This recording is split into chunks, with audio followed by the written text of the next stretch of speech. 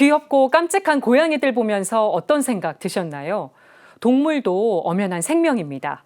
정부는 최근 동물에게 법적 지위를 부여하는 민법 개정안을 입법 예고했는데요. 동물에 대한 인식 개선으로 이어질 수 있을까요? 취재 기자와 좀 더 자세한 이야기 나눠보겠습니다. 김영준 기자. 네. 동물을 사랑으로 키우는 분들도 많지만 한편에서는 이 동물이 좀 많이 아직도 유기가 되고 있습니다. 여름철에 특히 심하다면서요. 네, 그렇습니다. 농축산부의 조사 결과를 보면요. 2019년 7월에서 9월, 여름철이죠. 이 시기에 버려지거나 잃어버린 동물의 숫자가 2만 8천여 마리로 가장 많았습니다. 네. 이는 2019년 한 해 동안 버려지거나 잃어버린 동물의 21%에 달하는 숫자인데요. 이 추석 연휴가 포함되어 있던 9월에서 10월 같은 경우에도 2만 6천여 마리가 넘는 동물들이 버려지거나 잃어버린 상황이었습니다. 네. 아무래도 여름 휴가나 명절 기간에 길게 집을 비우게 되면서 일부의 좀 무책임한 반려인들이 반려동물들을 좀 버리는 그런 상황으로 이제 보이고 있습니다. 이 반려동물이란 말이 참 무색할 정도의 일인데요. 그러네요. 물론 원치 않게 유실되는 경우, 잃어버리게 되는 경우도 있습니다. 적진 않은데요. 여름철에 더워서 문을 열어두기도 하고 야외 활동도 많아지면서 잃어버리게 되는 경우가 생기게 되는 겁니다. 동물 학대 소식도 끊이지가 않고 있습니다. 네, 그렇습니다. 동물 학대가 오히려 점점 더 잔혹해지는 것이 아닌가라는 생각이 들 정도인데요. 그제만 해도 서울 한복판에서 길고양이를 잔혹하게 살해한 그 남성이 경찰에 붙잡혔는데요. 고양이는 얼굴이 훼손될 정도로 좀 심하게 학대를 당해서 죽었는데 남성은 조사에서 고양이가 물어서 집어 던졌는데 죽었다라고 이렇게 좀 무책임하게 조사에서 임하면서 네. 좀 공분을 더 심하게 산 상태입니다. 이 동물 학대와 유기 이렇게 심각하게 이루어지고 있는 이유가 처벌이 제대로 되지 않기 때문 아니냐라는 지적이 잇따랐는데요. 그랬죠. 결국 그래서 올해 2월부터는 처벌 수위가 조금 높아졌습니다.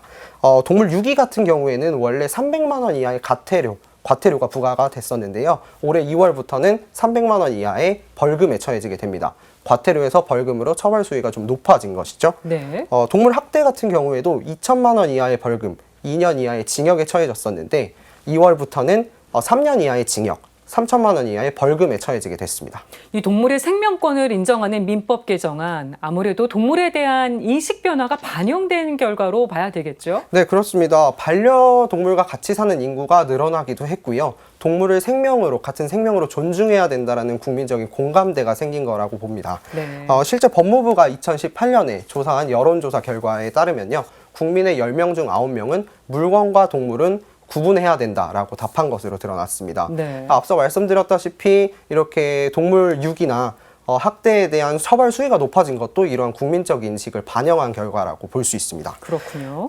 그래서 법무부는 이어서 민법상의 물건이 무엇이냐를 정의하는 조항인 제98조에 동물은 물건이 아니다라는 조항을 신설하기로 했습니다. 이 조항이 국회를 통과해서 시행이 되게 되면 동물도 엄연한 법적 지위를 가지고 존중받을 수 있는 그런 길이 열리게 된 겁니다. 네, 동물의 생명권을 보호하기 위해서 더 개선이 필요한 부분은 없을까요? 네, 이번 민법 개정안이 이제 동물권 보호에 진일보할 수 있는 그런 토대가 마련된 것은 사실입니다. 이에 따라서 이제 후속 조치도 좀 이루어질 필요가 있는데요. 네. 동물권 보호 단체들은 이 민법의 취지를 잘 살려서 동물에게 신체적 침해가 가해지거나 약간 생명의 위협이 가해지거나 할 때 보호받을 수 있는 그런 조치들이 보완이 돼야 된다고 말했습니다. 동물권 자유연대 조희경 대표의 말 듣고 오겠습니다.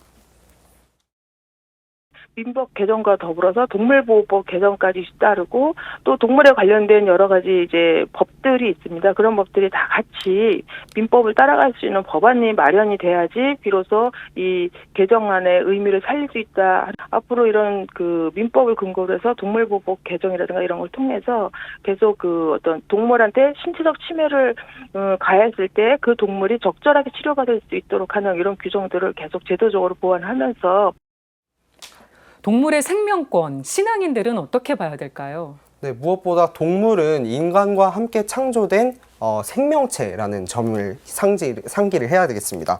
그래서 그리스도인이라면 하느님의 협력자로서 생태계, 동물을 포함한 모든 생태계를 잘 보살필 필요가 있는 건데요. 네. 가톨릭 생명윤리연구소장이시죠. 박은호 신부의 말씀 듣고 오겠습니다. 그리스도교적인 관점에서 사실 우리는 이제 인간 중심적인 관점인데 이제 그게 어떤 이 자연이나 아니면 동물을 우리가 마음대로 뭐 훼손하거나 착취해도 된다는 그런 식의 어떤 그 잘못된 인간 중심주의에 대해서 이제 프란치스코 교황님께서 참미바드소서에서 이미 지적을 하신 바가 있거든요. 그래서 그것이 아니라 정말 이제 책임 있는 어떻게 보면 인간 중심적인 그런 관점을 가지고 이 자연을 좀 책임 있게 관리하는 어떤 하느님의 협력자로서 우리가 우리 자신을 좀 인식을 한다면. 네, 지금까지 동물의 생명권에 대해서 이야기 나눠봤습니다. 김영준 기자 잘 들었습니다.